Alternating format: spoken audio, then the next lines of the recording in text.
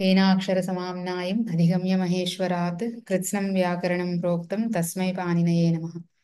वाक्यकारं वररुचिं भाष्यकारं पतञ्जलिं पाणिनिं सूत्रकारं च प्रणतोऽस्मि मुनित्रयम्। ॐ नमः पाणिनिकात्यायन पतञ्जलिभ्यः शब्दविद्यासम्प्रदायकर्तृभ्यः नमो ऋषिभ्यो मुनिभ्यो गुरुभ्यः। मुनित्रयं नमस्कृत्य तदुक्तिः परिभाव्य च वैयाकरणसिद्धान्तकौमुदीयं विरच्यते। మనం ఇప్పుడు ఇదిదుపదస్య చ ప్రత్యయస్య అనే సూత్రంలో బాలమనోరమ కొంతవరకు చదివాం. ఈ ఉదాహరణల వరకు చదివాం, దుష్కృతం వరకు. అగ్నిః కరోతి ఇది అయిపోయింది. తర్వాత నను మాతృశబ్దాత్ ఇక్కడి నుంచి చదవాలి. నను మాతృశబ్దాత్ పంచమం ఏకవచనం ngసిః. ऋतवतु इति ऋकारस्य अकारस्य च उकारः एकादेशः रपरत्वम्. मातुर्सु इति स्थिते रात्सस्य इति सलोपः. मातुः कृपा इत्यत्रापि षत्वं स्यात्.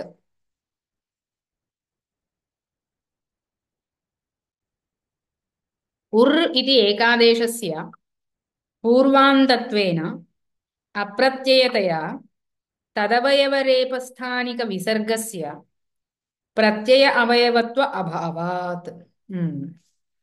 ఇప్పుడు ఒక చిన్న విచారం మొదలైంది. ఏంటి? మాతుః కృప అనేది ఉదాహరణ. మాతుః కృప అనే ఉదాహరణలో ప్రక్రియ ముందు చూపిస్తున్నాడు. మాతుః అనేది ఎలా తయారైంది. మాతృ అనే శబ్దానికి ngసి అనే ప్రత్యయం లేదా ngస్ అనే ప్రత్యయం. ఇక్కడ ngస్ ప్రత్యయం చేయడం యోగ్యం. మాతుః కృప అనుంది కదా, మాతుః కృప అన్నప్పుడు షష్ఠీ అయితే అర్థం సరిపోతుంది.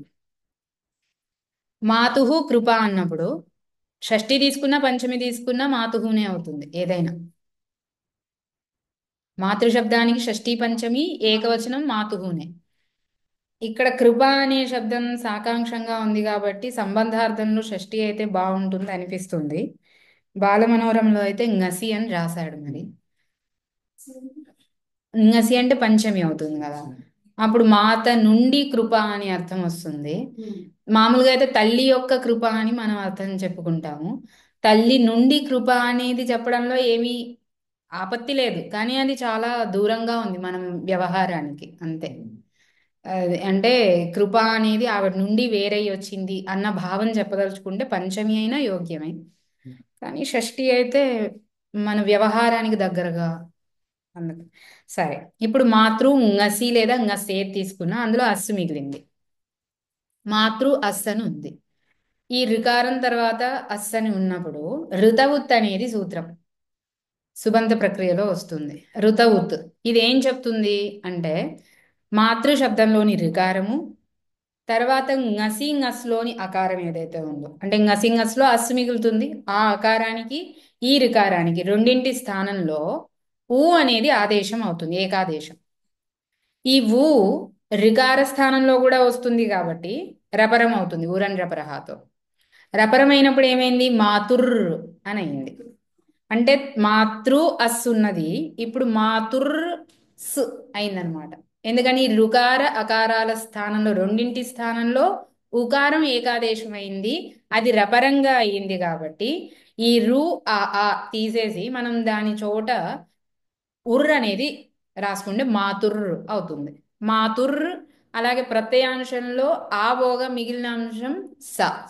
ఆ సా ఇప్పుడు ఉంది, మాతుర్ సు అని ఉంది. అర్థమవుతుంది కదండి? ఋతవుత్ ఇది ऋकारस्य అకారస్య చ ఉకారః ఏకాదేశः రపరత్వం. దేనికి రపరత్వం? ఈ ఉకారానికి రపరత్వం. దేనితో రపరత్వం? పురన్ రపరః అనే సూత్రంతో రపరత్వం. ఎందుకు రపరత్వం? రుకార స్థానంలో వస్తున్న అన్ కాబట్టి ఇది రపరం అయ్యింది. ఇప్పుడు మాతుర్స్ ఇది స్థితే, ఇది ఇప్పటికి జరిగిన ప్రక్రియ వలన సిద్ధించిన రూపం. దీని తర్వాత ఏమవుతుంది అంటే రాత్సస్య అనేది సూత్రం. దీంతో రేపకి పరంగా ఉన్న సకారానికి లోపం అవుతుంది.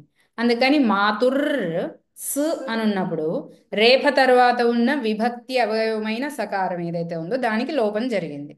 చివరికి ఏం మిగిలింది? మాతుర్ అనేది మిగిలింది. ఇప్పుడు ఈ రేఫకి విసర్గ చేసాం. ఖరవసానయోర్ విసర్జనీయతో మాతుహు అయింది. మాతుహు కృప. ఇలా ఇప్పుడు ఉన్నప్పుడు ఈ విసర్గ దేని స్థానంలో జరిగింది? రేఫ స్థానంలో జరిగింది. ఆ రేఫ దేని స్థానంలో వచ్చింది? రికార స్థానం ఆ, రికార అకారాలకు వచ్చిన ఉకారం ఏదైతే ఉందో దానికి అవయవంగా రేఫ వచ్చి ఉర్రనే అయింది. అంతే కదా? పూజన ఉన్నావా? పూజన ఉందా? అర్థమవుతుందా? ఆ. ఇప్పుడు ఇక్కడ ఈ ఉర్ర అనేది ఏదైతే ఉందో ఇది ప్రకృతిలోని రుకారము, ప్రత్యయంలోని అకారము, ఈ రెండింటి స్థానంలో ఏకాదేశం వలన వచ్చింది. ఏకాదేశం ఏదైతే ఉందో దానికి అంతవద్భావము ఆదివద్భావము అంతాదివచ్చ అనే సూత్రంతో జరుగుతుంది. పూర్వస్య అంతవత్ లేదా పరస్య ఆదివత్ అంతాదివచ్చ. దాన్ని ఆశ్రయించి ఇప్పుడు పూర్వాంతవద్భావాన్ని తీసుకున్నాం. దేన్ని? ఈ ఉర్ర అనేది ప్రకృతి ప్రత్యయాల స్థానంలో అయిన ఏకాదేశం ఏదైతే ఉందో ఇది పూర్వస్య అంతవత్ అయింది అంతాదివచ్చ అనే సూత్రంతో. అయ్యేసరికి ఏమైంది? మాతుర్ అనేది ప్రకృతి అవయవంగా అయింది.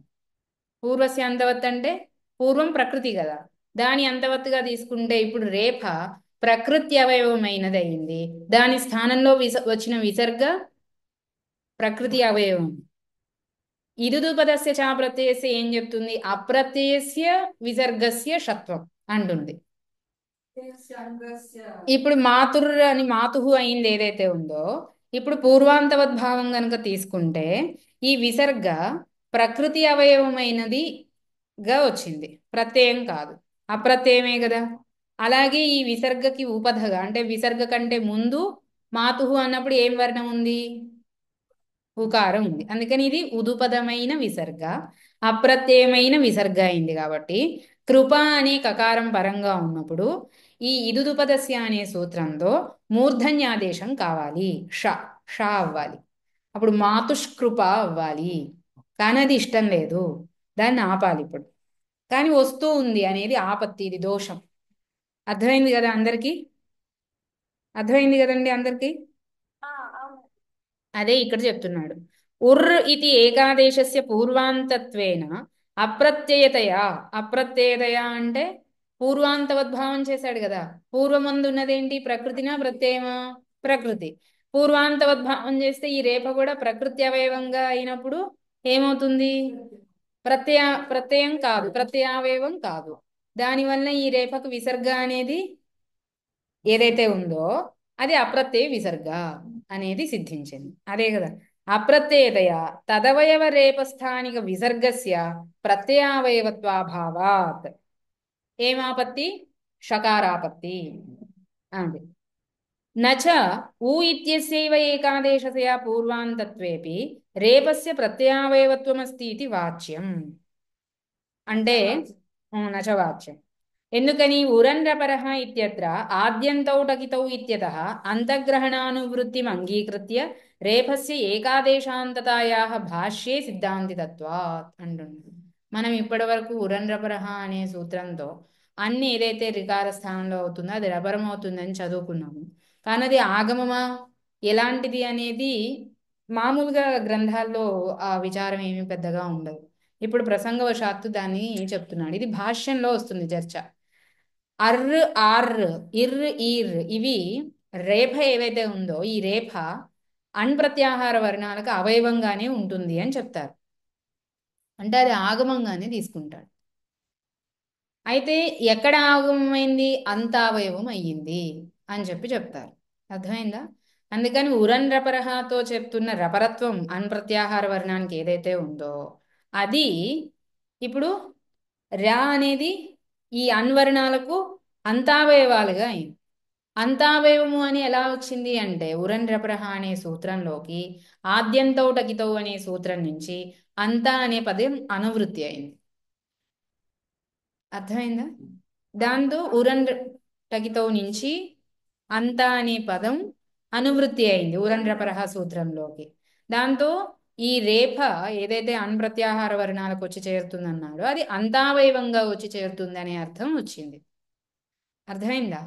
దానివల్ల ఇప్పుడు ఏమైంది? ఈ ఊ ఈ ఆక్షేపం నచవాచ్యం అని ఏం మొదలు పెడుతున్నాడు?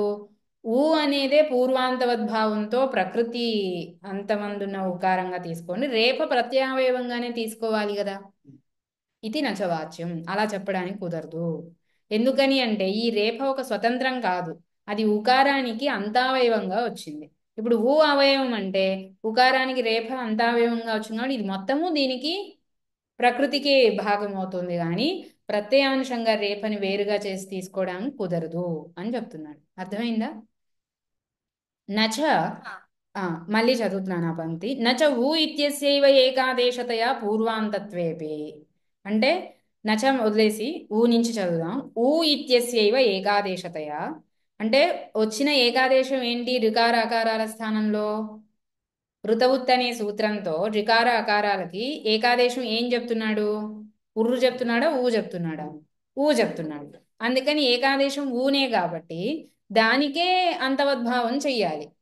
రేఫం ఏకాదేశంగా చెప్పలేదు కదా, దాన్ని ఎలా అంతవద్భావంగా చెప్తారు? చెప్పద్దు అని. అర్థమైందా? ఏకాదశ ఏకాదేశతయా పూర్వాంతత్వేపి ఊ అనేది మాత్రమే ఏకాదేశమైంది కాబట్టి అంతాదివచ్చ అనే దాంతో పూర్వాంతవద్భావం ఉకారానికి మాత్రమే చేసినప్పటికీ రేపస్య ప్రత్యయావయత్వం అస్తి ఇది. అప్పుడు రేప ఏమవుతుంది? ప్రత్యయానికి అవయవంగా తీసుకోవాల్సి వస్తుంది అనని చెప్తారేమో. అలా చెప్పకూడదు నచవాచ్యం. ఎందుకని అంటే ఉరన్రపరః ఇత్యత్ర ఆద్యంతౌ టకితౌ ఇత్యతః అంతగ్రహణానువృత్తిం అంగీకృత్య. ఉరన్రపరః అనే సూత్రంలోకి ఆద్యంతౌ టకితౌ సూత్రం నుండి అంత అనే పదాన్ని అనువృత్తి చేసుకొని ఏం చేశారు? రేపస్య ఏకాదేశాంతతయా, ఇక్కడ ప్రసంగంలో చెప్తున్నాడు. ఇది మామూలుగా అయితే అన్కి అంతావయవం రేపమవుతుంది అని అర్థం వస్తుంది. ప్రస్తుతం ఊ అనేది ఏకాదేశం ఏదైతే అయిందో అది అన్వర్ణము, దానికి అంతావయవంగా రేపం వచ్చి కూర్చుంది అని చెప్తున్నాను. అర్థమైందా? రేపస్య ఏకాదేశాంతతయ, రేపానికి రికార్డింగ్ ఆగింది మధ్యలో.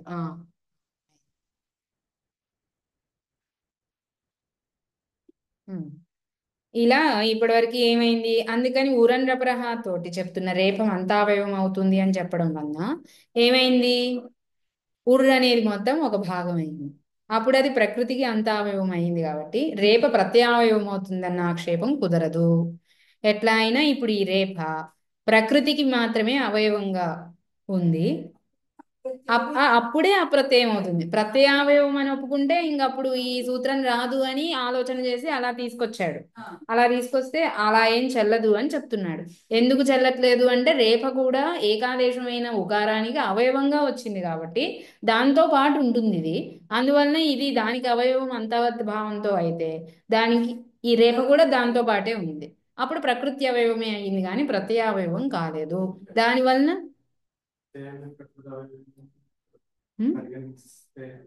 ఏంటది? ప్రత్యయం ఇప్పుడు అప్రత్యయస్య విసర్గస్య అన్నాడు కాబట్టి ప్రత్యయం అవయవం అనేది సముదాయంగా మనం తీసుకున్నప్పుడు ఇది ప్రకృతి ఒక అవయవం, ప్రత్యయం ఒక అవయవం అవుతుంది. కానీ ఇప్పుడు మనం తీసుకుంటున్న విచారంలో ప్రకృతి అనేది ప్రత్యయం అనేది వేరువేరుగా పరిగణనం చేసి దాన్ని బట్టి సూత్రాన్ని ప్రవర్తింపజేస్తున్నాం కాబట్టి ఈ ప్రసంగంలో అది కుదురుతుంది. అర్థమైందా? అయితే ఇప్పుడు ఏమంటున్నాడు? అతయేవ, ఇది ఈ ఈ మాట సిద్ధాంతంగా భాష్యంలో చెప్పడం జరిగింది. ఏమని? రేఫ అనేది దేనికి చేస్తున్నాడు? అన్ప్రత్యాహార వర్ణానికి, అది దానికి అంతావయవంగా ఉంటుంది అని ఏకాదేశాంతతయ భాష్యే సిద్ధాంతితత్వాత్. ఇది హేతు. సిద్ధాంతితత్వాత్ ఏమైంది? నచవాచ్యం. కిం నచవాచ్యం అంటే ఊ ఇత్యస్యైవ ఏకాదేశతయా పూర్వాంతత్వేపి రేపస్య ప్రత్యయావయవత్వం అస్తి ఇది నచవాచ్యం. హేతుః కః? ఇలా చెప్పకూడదు. ఎందుకు చెప్పకూడదు అంటే హేతువు ఇది. ఏమిటా హేతువు? పురన్రపహలోకి అంత అనే పదం అనువృత్తి అయింది కాబట్టి రేప అంతావయవం అవుతుంది. అందువలన ఇక్కడ ఏకాదేశానికి అంతావయవం అయింది కాబట్టి ఇప్పుడు ఆ మాట చెప్పడం కుదరదు. ఇది నచవాచ్యం అన్నది. ఆ అప్రత్యయత్వాన్ని సాధించడం కోసమే ఇదంతా. అంటే ఉంది, సాధించాల్సిన అవసరం లేదు, ఉంది ఈ పూర్వాంతవద్భావంతో. ఆ అప్రత్యయత్వం వలన దోషం వస్తుంది. దాన్ని పరిష్కరించడం కోసం ఇంకొక అతను వచ్చి ప్రత్యయావయవత్వాన్ని సాధించేందుకు ప్రయత్నం చేశాడు. అది చెల్లదు అని ఇప్పుడు కొట్టేశాడు. ఇప్పటికి మళ్ళీ అదే అప్రత్యయత్వం ఉంది. ఇప్పుడు అందువలన మళ్ళీ షత్వం వస్తూ ఉంది విసర్గకు. అదన్నమాట. అర్థమైంది కదా అందరికి? ఆ. అత ఏవ చ రదాభ్యామితి సూత్రే థరిచసేటి ఇతి సూత్రే చ గుణో భవతి వృద్ధిర్భవతి ఇది రేఫశిరాః గుణవృద్ధి సంజ్ఞకః నిర్వర్తతే ఇది భాష్యం. ఇది పరిభాషేందు శేఖరంలో కూడా యదాగమ పరిభాష ప్రసంగంలో వస్తుంది. రథాభ్యాం నిష్ఠాతోనః పూర్వస్య చ దహ అనే సూత్రంలోను, తలిచసేటి అనే సూత్రంలోను ఈ మాట చెప్పారు అని. ఏ మాట? గుణమవుతుంది, వృద్ధి అవుతుంది అని అన్నప్పుడు అది రేపశిరాహ. రేపశిరాహ అంటే రేపని నెత్తిన పెట్టుకొని వస్తుంది అని అంటే రేపని తర్వాత పెట్టుకొని వస్తుంది. ఏంటి? అణువర్ణం ఏదైనా కానీ. వృద్ధిర్భవతి ఇది రేపశిరా గుణవృద్ధి సంజ్ఞక అభినిర్వర్తతే. అందుకని మామూలుగా గుణసంజ్ఞ దేనికి ఉంది? అకారానికి గుణసంజ్ఞ. వృద్ధి సంజ్ఞ దేనికి ఉంది? ఆకారానికి వృద్ధి సంజ్ఞ ఉంది. కానీ ఇప్పుడు అది రికార స్థానంలో వస్తున్న ఆకారము, రికార స్థానంలో వస్తున్న ఆకారము అయితే అది ఉరన్రప్రహ అనే సూత్ర సహాయంతో రేపశిరస్కంగా వస్తుంది. అంటే రేపని పక్కన వెనక పెట్టుకొని వస్తుంది. ఆ వచ్చిన అర్రు కాని ఆర్రు కాని గుణం అవుతాయా? వృద్ధి అవుతుందా? గుణం అనే పేరు చెప్పింది దేనికి? వృద్ధి అని చెప్పింది కదా. అర్ర అనే దానికి ఇప్పుడు గుణం అనే పేరు ఉంటుందా? కదా. కానీ భాష్యం ఇది ఏం చెప్తున్నారు? వచ్చిన దానికి గుణం అనే పేరు, రేపతో పాటు వచ్చిన ఆకారానికి వృద్ధి అని పేరు అని భాష్యంలో చెప్పాడు. ఆ అందుకని ఇప్పుడు అది దాని అవయవం కాబట్టి అలాంటి వ్యవహారం చెల్లింది అని నా అభిప్రాయం అన్నమాట. అర్థమైంది కదా అందరికి? ఉహుస్థాని అన్ ప్రసజ్యమాన ఏవ రపరో భవతి పూర్వభక్తశ్చ రేపః ఇది కయ్యటశ్చ సంగచ్చతే. అంతేకాదు మళ్ళీ ప్రదీప వ్యాఖ్యానాన్ని ఇక్కడ తీసుకొచ్చి ప్రమాణం చూపిస్తున్నాడు. ఉహు స్థాని అన్ ప్రసజ్యమాన ఏవ రపరో భవతి. ఉహు అంటే రికారస్య. ఉహు అనేది రు అనే శబ్దానికి షష్ఠి ఏకవచనం. ఉహు స్థాని అంటే రికారస్య స్థాని. రుకారం స్థానంలో అవుతున్న అన్ ఎలాంటిది అవుతుంది? రపరః, రేపపరంగా అయి పూర్వభక్తశ్చ పూర్వానికి అవయవం అవుతుంది. అర్థమైందా? ఉకారము ఏదైతే ఇప్పుడు వస్తూ ఉందో రికార స్థానంలో ఏదైతే అన్ప్రత్యాహార వర్ణం అవుతుందో ఈ అన్ప్రత్యాహార వర్ణం ఎలాంటిది అవుతుంది? రపరమయ్యి వస్తుంది. అంటే ఇప్పుడు రికార స్థానంలో గుణం అవుతుంది, వృద్ధి అవుతుంది అనేదే చెప్పారు. ఆ గుణమో వృద్ధి గుణం అవుతుందంటే ఆకారం అవుతుంది, వృద్ధి అవుతుందంటే ఆకారం అవుతుంది. ఈ అకారం గాని ఆకారం గాని ఎలా వస్తుంది? రపరహ, రేపపరంగా పెట్టుకొని వస్తుంది. వచ్చి ఎలాంటిది అవుతుంది అంటే పూర్వ ఏమన్నాడు? పూర్వావయవభవతినం పూర్వభక్తశ్చ రేప. ఈ రేపము దేనికి? ఇది ఒక స్వతంత్రమైనదా అంటే కాదు. ముందు ఏదైతే అనువర్ణం దేన్ని అనుసరించి ఈ రేప వచ్చిందో దానికి అవయవం అవుతుంది. భక్త అంటే భాగం, అవయవం అవుతుంది. అర్థమైందా? అందుకని పూర్వభక్త అంటే పూర్వవర్ణం అన్వర్ణమే ఉంటుంది. దాన్ని వెనకే కదా ఇది వచ్చింది. దాని వెనక ఇది ఉందంటే దీని ముందు అదే ఉంది అన్వర్ణం. దానికి భక్తం అవుతుంది అని కయ్యట గ్రంథం కూడా ఈ అభిప్రాయాన్ని తెలియజేస్తుంది. ఇది సంగచ్చతే. నచ ఉర్రిత్యస్య పరాదిత్వే ప్రత్యయావయవత్వమస్తి ఇది వాచ్యం. అది ఈ ప్రశ్న కూడా రావచ్చు. పూర్వాంతవద్భావం ఒకటే కాదు, పరాదివద్భావం కూడా ఉంది కదా. ఆ ఉంది కాబట్టి మీరు పూర్వాంతవద్భావాన్ని తీసుకొని ఆక్షేపం మొదలుపెట్టారు. మాతుర్ అన్నప్పుడు ఈ ఉర్ అనేది పూర్వాంతవద్భావంతో రేఫ అప్రత్యయావయవం అయ్యింది కాబట్టి షత్వం దాని స్థానంలో వచ్చిన విసర్గకి షత్వం ఆపత్తి అని మీరు మొదలు పెట్టారు. ఇప్పుడు ఇంకో విధంగా ఆలోచిస్తే అంటే పరస్య ఆధిపత్యం తీసుకుంటే ఈ ఉర్ అనేది మిగిలిన ప్రత్యయ భాగం సు ఏదైతే ఉందో దీనికి అవయవంగా ఉంది. ఇప్పుడు అంటే పరాధిపత్తి అయినప్పుడు ఉర్స్ అనేది ప్రత్యయం అయ్యింది.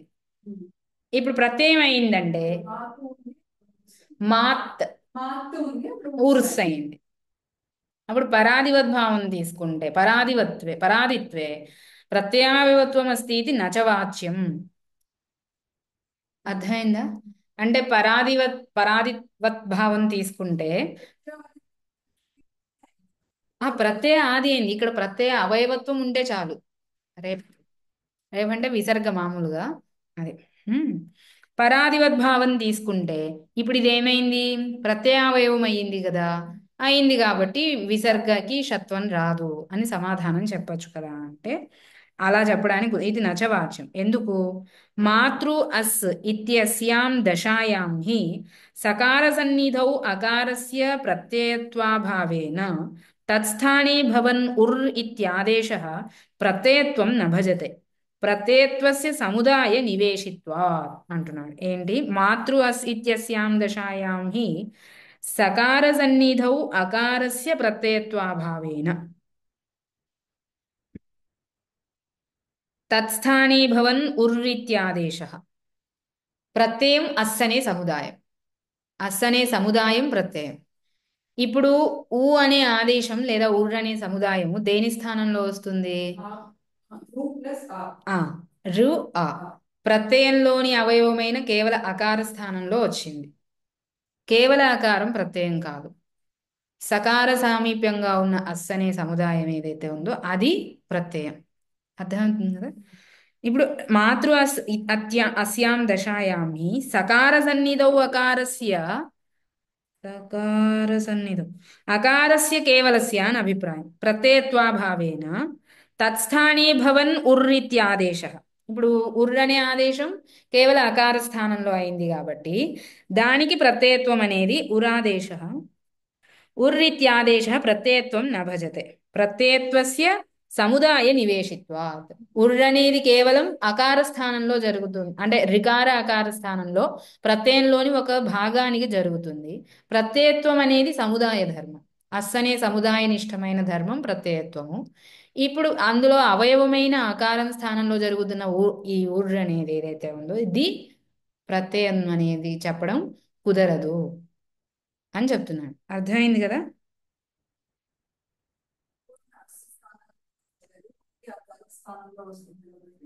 ఆ కాదు. ఇప్పుడు మాతుర్ అనని ఏదైతే మిగిలిందో సకారం లోపం చేసేసిన తర్వాత ఇక్కడ కదా చర్చ. ఇప్పుడు ఈ ఉర్ అనేది కేవలం ఏదైతే ఉందో అది ప్రత్యయం కాదు. ఎప్పుడు ప్రత్యయం అవుతుంది? సకారం సమీపంలో ఉన్న ఆకారం ఉన్నప్పుడు అది ప్రత్యయం అవుతుంది. ఆ సకారం కాస్త లోపించింది రాత్సస్యతో. కేవలం ఉర్ ఏదైతే ఉందో ఇది అకార స్థానంలో జరుగుతుంది. సకార సాన్నిధ్యం కూడా లేదు. అందువల్ల ఈ కేవల ఉర్ అనేది ప్రత్యయం అని చెప్పడం కుదరదు అని చెప్తున్నాను. తర్వాత చూడండి. ఉమ్. ఆహా మళ్ళీ చెప్తాను వినండి.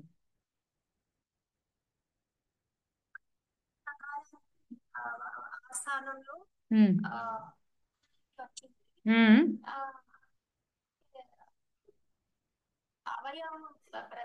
ప్రత్యయానికి అవయవంగా ఉంది.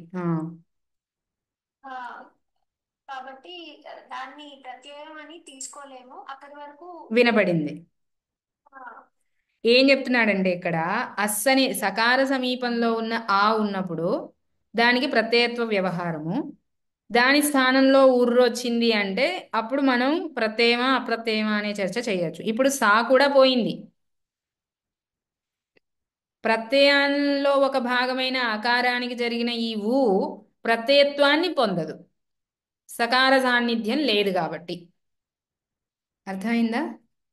సకార సన్నిధౌ అకారస్య ప్రత్యయత్వాభావేన మాతృ అస్యిత్యస్యాం దశాయాం హి సకార సన్నిధౌ అకారస్య ప్రత్యయత్వాభావేన తత్స్థానే భవన్ ఉర్ ఇత్యాదేశः ప్రత్యయత్వం న భజతే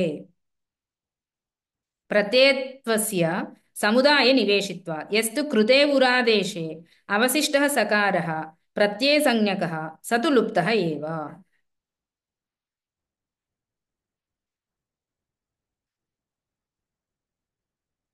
వేరే ఏమన్నా చెప్తున్నాడా? ఇంతే కదా. తత్స్థానే భవన్ ఉర్ ఇత్యాదేశः ప్రత్యయత్వం న భజతే. తత్స్థానే అంటే రికార అకారయో స్థానే భవన్ ఉర్ ఇత్యాదేశः ప్రత్యయత్వం న భజతే. ఒక నిమిషం. ఉమ్. మాతుర్ మాతృకృప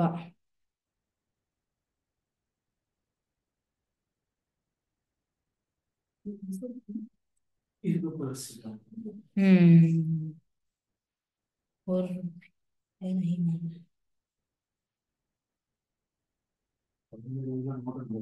హ్మ్. ఇక్కడ అదే చెప్పాడు, అంతే చెప్పాడండి, కరెక్టే.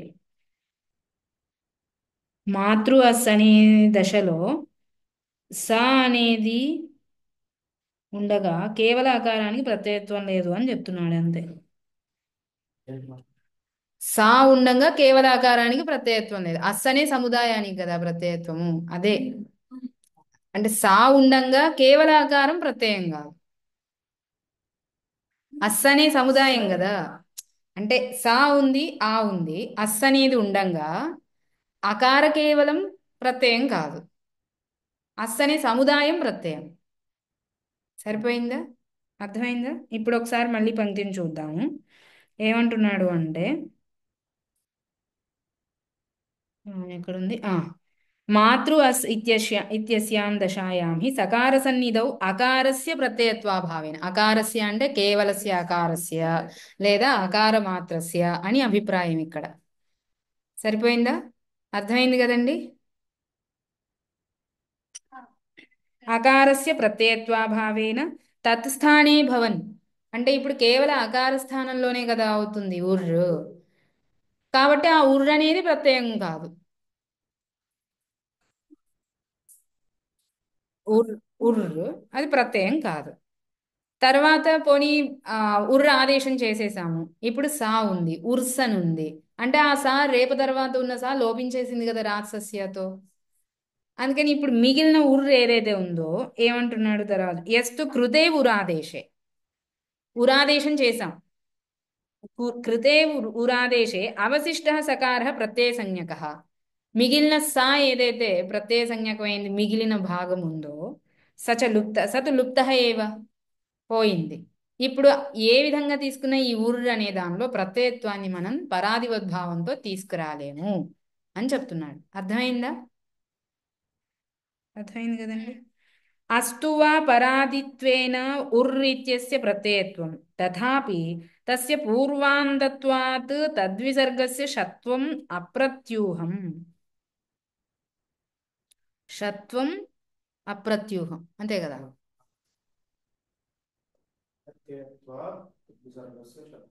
అది ఉందా?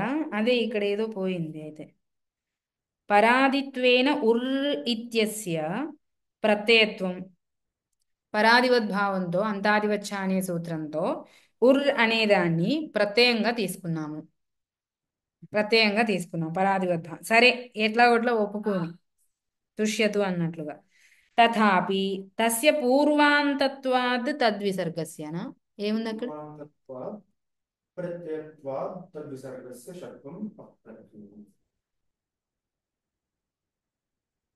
तथापि तस्य पूर्वान्तत्वात् अप्रत्ययत्वात् तद्विसर्गस्य तत्त्वं పరాదిత్వేన అలా అన్నాడా? అస్తువా పరాదిత్వేన ఉర్ర్ ఇత్యస్య ప్రత్యయత్వం, సరే ఉర్ర్ అనేది ప్రత్యయం అయ్యింది అని ఒప్పుకున్నాము. రెండు ఒకేసారి తీసుకోకూడదు కదా, అది నా సంశయం. ఉభయత ఆశ్రయనే నాంతాదివత్ అని అన్నాడు కదా.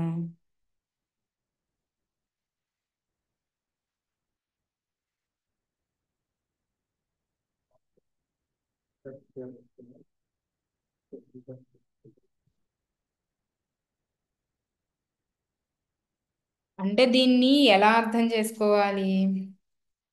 పరాదివద్భావం తీసుకున్నాము, పరాదివద్భావం తీసుకుంటే ఇప్పుడు ఉర్ర్ అనేది ప్రత్యయావయవం అయ్యింది కాబట్టి విసర్గకి షత్వం వారించచ్చు. పరాదివద్భావం తీసుకొని ఈ సమస్యకి పరిష్కారం మీరు చెప్తారు, కానీ పూర్వాంతవద్భావం తీసుకోవద్దు అనేది ఒకేసారి తీసుకోవట్లేదు, ఒకేసారి తీసుకుంటున్నారేమోనన్న ప్రశ్నతోటి నేను ఇలా ఎలా వ్యాఖ్య చేశారు అన్న సంశయంలో ఉన్నాను. కానీ ఇక్కడ ఒకేసారి తీసుకోవడం అభిప్రాయం కాదు, ఒక పక్షాన్ని తీసుకొని మీరు సమాధానం చెప్పారు, రెండో పక్షంలో సమస్య అయితే అలాగే ఉంది కదా అనేదన్నమాట ఇక్కడ భావం. పరాదివద్భావం తీసుకుంటే ప్రత్యయావయవం అయ్యింది కాబట్టి విసర్గకి షత్వం రావట్లేదు. సరే, ఈ పక్షంలో సమాధానం దొరికింది. మరి పూర్వాంతవద్భావంలో ఏం సమాధానం చెప్తారు? అక్కడ ఆ సమస్య అలాగే ఉంది అపరిష్కృతంగా అన్న భావం అన్నమాట ఇక్కడ. అర్థమైందా? ఆ? మళ్ళొకసారి చూడండి. అస్తువా పరాదిత్వేన ఉర్రిత్యస్య ప్రత్యయత్వం తథాపి తస్య పూర్వాంతత్వాద్ తద్విసర్గస్య షత్వం అప్రత్యూహం. అంటే ఆ పక్షంలో పూర్వాదివద్భావం తీసుకుంటే అప్రత్యయత్వం అవ్వడం వలన అది ప్రత్యయావయవం కాదు కదా పూర్వాంతవద్భావం తీసుకుంటే. పరాదివద్భావంలో సమస్యకి పరిష్కారం అయింది. మరి పూర్వాంతవద్భావంలో సమస్య పరిష్కారం అవ్వలేదుగా. ఆ పక్షం తీసుకున్నప్పుడు ఉండే దోషం ఉందిగా అనేది ప్రశ్న. అర్థమైంది? ఆ అప్పుడు షత్వంని ఎలా ఆపుతారు అని షత్వం అప్రత్యూహం అంటున్నారు. నచ అంతవత్వే కర్తవ్యే షత్వస్యాసిద్ధత్వాత్ న తత్ర అంతవత్వ ప్రవృత్తిరితి వాచ్యం. అంతాదివచ్చ అనే సూత్రంతో అంతవద్భావం చేస్తూ ఉంటే షత్వస్య అసిద్ధత్వాత్, ఈ షత్వం చెప్పేది 8:3లో ఉంది. ఇది అసిద్ధం అయిపోయింది కాబట్టి అసలు దాని ప్రసంగం లేదు. అసిద్ధత్వ అన్న తత్ర అంతవత్వ ప్రవృత్తి.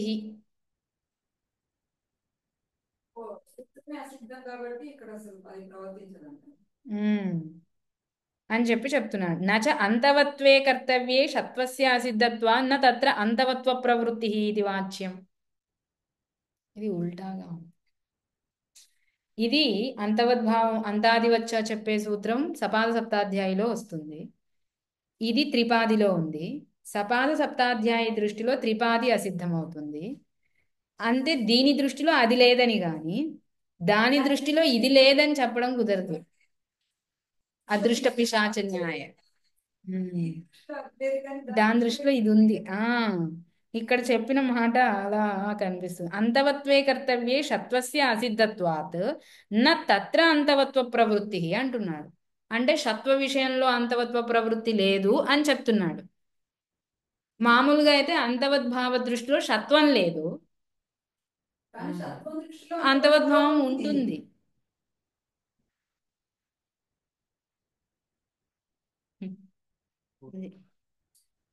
ఏమన్నా అక్కడ పోయిందా? మధ్యలో ఏమన్నా పంక్తి కరెక్ట్ గానే ఉందా? పూర్వత్రా సిద్ధే నస్థానివదు ఇత్యుక్త్యా తదితరాతిదేశానాం త్రిపాద్యామపి ప్రవృత్త్యభ్యనుజ్ఞానాత్. పూర్వత్ర అసిద్ధే నస్థానివత్ ఇది ఉక్త్యా, పూర్వత్రాసిద్ధి నస్థానివత్, పూర్వత్రాసిద్ధంలో స్థానివద్భావం ఉండద్దు అని నిషేధం చేయడం వలన తదితరాతిదేశానాం త్రిపాద్యామపి ప్రవృత్తి అభ్యనుజ్ఞానాత్.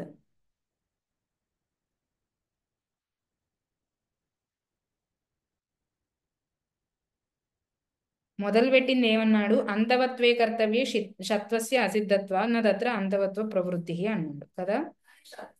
చెప్తా ఇది ఎలా సమన్వయం చేసుకోవాలి అంటే, ఇప్పుడు షత్వం లేదు అక్కడ దీని దృష్టిలో, అందుకని ఇది అక్కడికి వెళ్ళి పని చెయ్యదు కదా.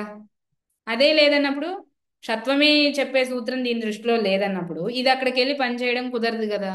అందుకని దీని ప్రవృత్తి అక్కడ లేదు అన్నంత వరకే భావన. దీని దృష్టిలో అది లేదు అన్న భావనలోకి వెళ్ళలేదు.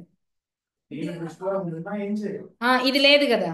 అంటే అంతవత్వ భావ దృష్టిలో అంతాదివచ్చ సూత్ర దృష్టిలో షత్వతుకోర సిద్ధ అనేది లేదు కాబట్టి ఇది అక్కడికి వెళ్ళి అసిద్ధ పూర్వాంతవద్భావాన్ని పరాదివద్భావాన్ని చెప్పడం కుదరదు, అది లేనే లేదు కాబట్టి అని అంటే అప్పుడు ఏం చెప్తున్నాడు అంటే పూర్వత్రా సిద్ధే నస్థానివత్ అని ఒక పంక్తి, ఇది పరిభాష కూడా ఉంది, వార్తికంగా కూడా వ్యాఖ్య చేస్తారు. ఇది ఏం చెప్తుంది? పూర్వత్రా సిద్ధంలో అసిద్ధ కాండలో స్థానివత్ లేదు, నా స్థానివత్ స్థానివద్భావం లేదు అని చెప్పాడు. స్థానివద్భావం ఏంటి? అతిదేశాన్ని చెప్పేది. పూర్వత్రా సిద్ధైన స్థానివత్ అనే వాక్యంతో స్థానివద్భావం అయిన అంటే స్థానివద్భావం అనే అతిదేశాన్ని మాత్రమే నిషేధం చేశారు కాబట్టి మిగిలిన అతిదేశాలకు నిషేధం లేదు. అంతాదివచ్చ అనేది కూడా అతిదేశ సూత్రమే, స్థానివదాదేశో నల్విధో అనేది అతిదేశ సూత్రమే. అసిద్ధకాండలో స్థానివద్భావం అనే అతిదేశాన్ని నిషేధం చేశారు, మిగిలిన అతిదేశాలకు నిషేధం లేదు.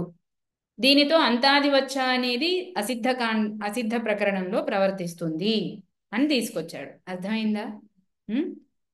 మళ్ళీ చదువుతాను పంక్తి చూడండి. పూర్వత్రా సిద్ధేన స్థానివత్ అనేది ఒక వచనం ఉంది కదా.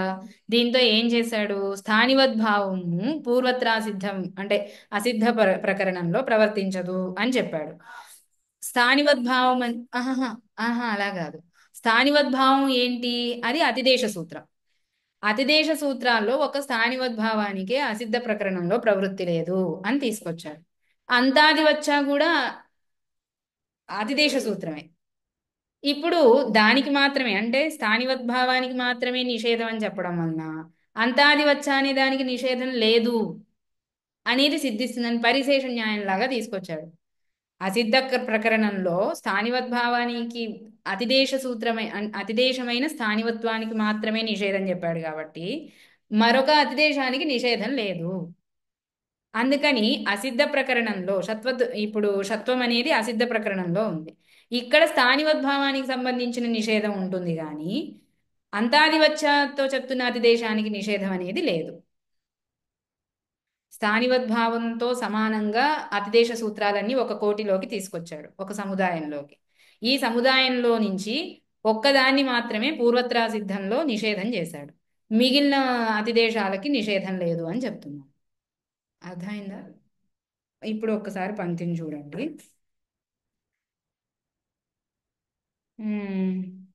పూర్వత్రా సిద్ధేన స్థానివధు ఇత్యుక్త్యా తదితర అతిదేశానాం. తదితర అంటే స్థానివద్భావ ఇతరమైనటువంటి అతిదేశాలు ఏవైతే ఉన్నాయో వాటికి త్రిపాద్యామపి ప్రవృత్తి అభ్యనుజ్ఞాతం. అంటే ఆ అతిదేశాలకు త్రిపాదిలో ప్రవృత్తి అనేది అంగీకరించడం జరిగింది. అందుకని అంటే ఇప్పుడు పరాదివద్భావం తీసుకొని మీరు సమస్య తీసేసిన పూర్వాంతవద్భావంలో సమస్య ఉంది అన్నాడు. పూర్వాంతవద్భావంలో సమస్య ఉంది అంటే అసలు దీని దృష్టిలో ఆ సూత్రం అసిద్ధం కాబట్టి పూర్వాంతవద్భావమే చెల్లదు కదా అని అన్నాడు. అంటే పూర్వత్రా సిద్ధేన స్థానివత్ అనే వాక్యంతో స్థానివద్భావానికి మాత్రమే నిషేధం చేశాడు కానీ మిగిలిన అతిదేశాలకి అసిద్ధ ప్రకరణంలో నిషేధం జరగలేదు. అందువలన మిగిలిన అతిదేశాలు అసిద్ధ ప్రకరణంలో ప్రవర్తిస్తాయి. ఇప్పుడు ఇదుపదస్య చ ప్రత్యయస్య అనే త్రిపాది కార్యంలో అంతాదివచ్చ అనేది ప్రవర్తించడానికి ఏ విధమైన విఘ్నము లేదు. అందుకని అంతాదివచ్చ ప్రవర్తిస్తుంది. ప్రవర్తిస్తే ఇప్పుడు ఆ ఉర్రు పూర్వస్య అంతవత్ అయినప్పుడు రేపం అనేది అప్రత్యావయవంగా వచ్చింది. దాని స్థానంలో విసర్గ, దానికి ఇప్పుడు షత్వాపత్తి ఉంది అని చెప్తున్నాడు. వచ్చింది. మధ్యలో మళ్ళీ మళ్ళీ ఏవో ప్రశ్నలు వచ్చినా అన్ని ప్రశ్నలకి వేరే వేరే సమాధానాలు చెప్పుకుంటూ మొదటి స్థితికే వెళ్ళాం. మళ్ళీ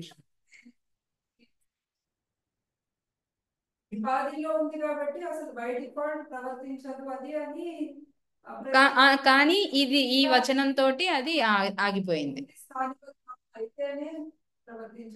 మిగిలిన అతి దేశాలు ప్రవర్తిస్తాయి అన్నాడు కాబట్టి జరుగుతుంది.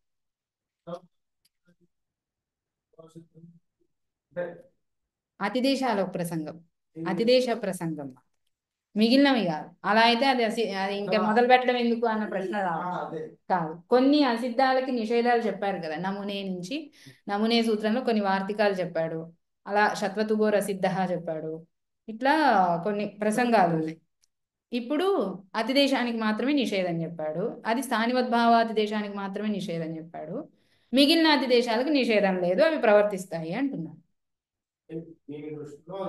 ఉంది, ప్రవర్తిస్తుంది అని. అర్థమైంది కదా? అర్థమైంది కదండి? అతయేవ అమీక్షీరపేణ ఇత్యత్ర ఈత్వనత్వే సిద్ధ్యత. ఇక్కడ ఇంకా ప్రక్రియ మళ్ళీ మొదలవుతుంది వేరేది. ఇంతటితో ఇక్కడ ఆపుదాము. ఇది పూర్తవుతుందని నేను కొంచెం ముందుకు వెళ్ళాను కానీ ఇంకా చాలా ఉంది ప్రక్రియ. ఇక్కడతో ఇది ఆపుదాం. మునిత్రయం నమస్కృత్య తదుక్తి పరిభావ్య చ వైయాకరణ సిద్ధాంత కౌముదీయం విరచ్యతే.